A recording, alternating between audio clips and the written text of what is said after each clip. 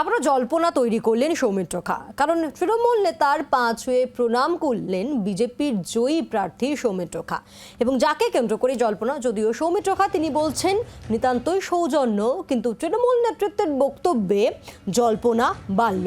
কারণ আজ সকালে আমরা দেখি সৌমিত্র খা তিনি পথ চলতে চলতে তিনি হঠাৎ করে এক তৃণমূল নেতাকে নমস্কার করেন পা ছুঁয়ে, এবং তারপরে কিন্তু এই জল্পনা তৈরি হয়েছে। সৌমিত্র খা তিনি অবশ্য বলছেন যে নিতান্তই সৌজন্য, এর পেছনে অন্য কোনো কারণ নেই। কিন্তু যেই তৃণমূল নেতার পা ছুঁয়ে তিনি প্রণাম করলেন তার বক্তব্যে জল্পনা দানা বাঁধছে।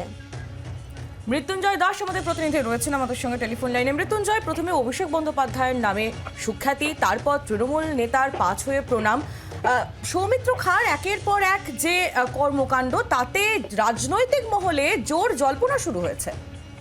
একেবারেই দেখো, জল্পনা হওয়ারই মতন কথা। কারণ হচ্ছে লোকসভা নির্বাচন শেষ হয়েছে এবং লোকসভা নির্বাচনে যে জয়লাভ, সেই জয়লাভ করার পরেই তিনি সাংবাদিকদের মুখোমুখি হন এবং সাংবাদিকদের মুখোমুখি হয়ে প্রথমেই তিনি অভিষেক বন্দ্যোপাধ্যায়ের নাম করেন। কারণ হচ্ছে কলা কৌশলী হচ্ছে অভিষেক বন্দ্যোপাধ্যায়।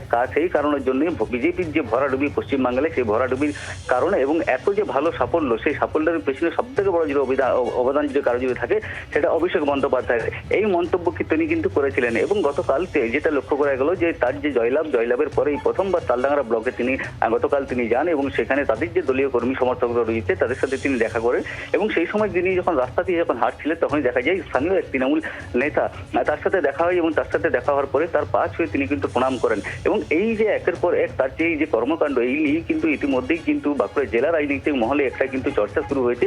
কারণ এই ধরনের যে সৌমিত্র খায়ের যে একের পর এক যে মন্তব্য এবং যে কর্মকাণ্ড, এটাতে কি ইঙ্গিত দিতে চাইছে সৌমিত্র খা, এটা নিয়ে কিন্তু একটা প্রশ্ন কিন্তু থেকেই যাচ্ছে। যদিও সৌমিত্র খা এই বিষয়ে তিনি যেটা জানিয়েছেন যে দীর্ঘদিনে তিনি তৃণমূলে যুক্ত ছিলেন এবং তৃণমূলে থাকাকালীন যে সমস্ত নেতা নেত্রীরা রয়েছে তাদের সাথে তার যে ঘনিষ্ঠ সম্পর্ক এখনো পর্যন্ত রয়েছে, সেই কারণের জন্য সৌজন্যতামূলকভাবেই তিনি কিন্তু তার পা ছুঁয়ে প্রণাম করেন। যেহেতু তিনি একজন প্রবীণ যে নেতা, সেই নেতা সেই হিসাবে, যদিও সেই তৃণমূল নেতা তিনি যেটা বক্তব্য রেখেছেন, তিনিও একইভাবে প্রথমে তিনি যেটা বলেন যে সৌমিত্র খা দীর্ঘদিন ধরে তাদের দলের সাথে যুক্ত ছিলেন এবং সেই কারণের জন্যই যে তিনি এই জায়গাতেই কিন্তু জল্পনা আরো বেড়েছে। মৃত্যুঞ্জয়, ধন্যবাদ। সেই তৃণমূল নেতা যার পা ছুঁয়ে প্রণাম করেন বিষ্ণুপুরের বিজেপির সাংসদ সৌমিত্র খা, তৃণমূল নেতা তার কি বক্তব্য শুনুন।